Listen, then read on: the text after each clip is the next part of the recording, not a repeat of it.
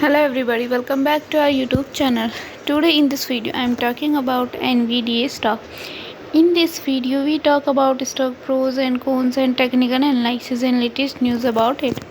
Stock is trading at 421.80 US dollar with 0.76% negative in a day.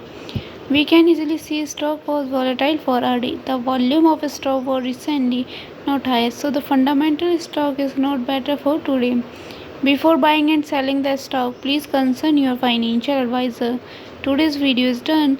Thanks for watching. Please subscribe my YouTube channel and like the video and also comment all related queries.